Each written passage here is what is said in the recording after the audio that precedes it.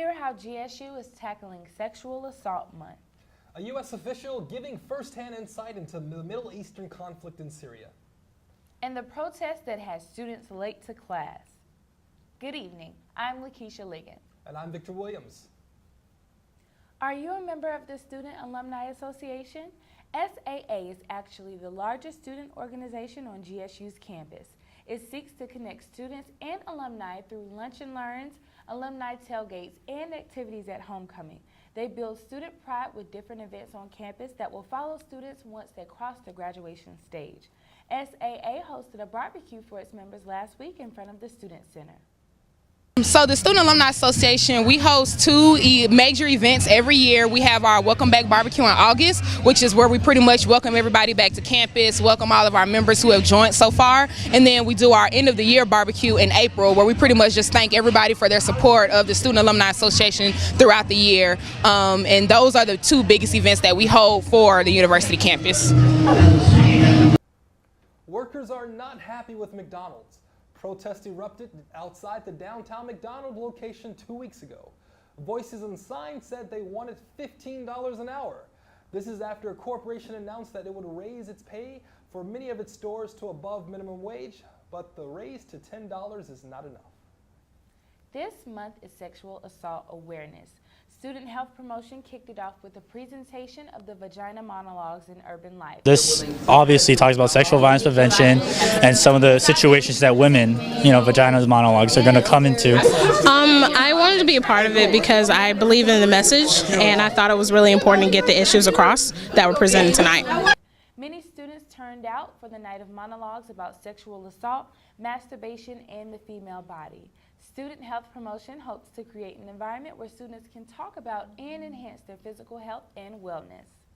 We're a division of student affairs that puts on events that talk about and teach students how to live a healthy lifestyle while being on campus, since a lot of them are going to be away from home. Their next event will be Take Back the Night, a rally on April 14th in front of Citizens Trust Building. Last week, the Distinguished Speakers Series hosted Michio Kaku.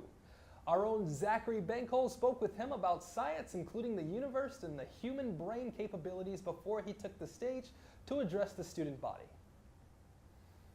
Standing outside of the Georgia State Ballroom were renowned physicist Michio Kaku has just given his speech on the future of science. I had the pleasure of interviewing Michio Kaku earlier, and we discussed various topics, including parallel realities. In the multiverse scenario, what would be the best form of contact between universes? Or more importantly, yourself if you did exist in an alternate universe? Well, we physicists, believe it or not, lean toward the multiverse idea that the universe is not just one. Think of a soap bubble. On the soap bubble there are people, the soap bubble is expanding, and we're stuck on the skin of the soap bubble like flies on flypaper. That's the picture given to us by Einstein. That's called the Big Bang Theory. But now, we quantum physicists believe that there could be other bubbles out there, and that these other bubbles sometimes bump into each other or bud a baby bubble, and that's called the Big Bang. And so we think that perhaps our universe coexists with other universes. Most of these universes could be dead universes in the sense that there's no life as we know it. These universes could consist of subatomic particles that create an ocean of waves that don't create life as we know it. Others could become very, very similar to our universe. And so we physicists are now sort of like intersecting with science fiction writers who also have contemplated parallel universes. And our ideas are now even affecting Hollywood. The latest movie, Interstellar, is actually based on sound theoretical physics. That is, perhaps we can create a gateway, a portal, a tunnel through space and time called a wormhole to connect to another part of our own universe. Zachary Phillip reporting for GSTV. Investigative reporter Corey Johnson will be on campus on Thursday, April the 16th at 25 Park Place. The event is brought to GSU by the Georgia News Lab, and the Department of Student Communications will hear students and the inner and outer game involved in producing life-changing journalism. The Royal Flame Awards will take place April 20th, 2015. The award seeks to recognize students and organizations that go above and beyond to contribute to GSU's campus. According to the Leadership Development website, charter student organizations, outstanding student leaders, student programming, and organization advisors are recognized. Former U.S. Ambassador to Syria and Algeria Stephen Ford spoke to GSU students about the issues facing Syria. He discussed the different militant groups that are dividing up the country and the bleak future that the Syrian citizens face once the country does come out of its dark crisis. Correspondent Carlin Powders has more.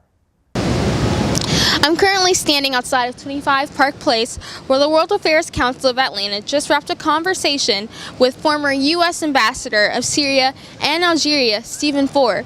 Ford talked about the challenges currently facing Syria with its government and its people.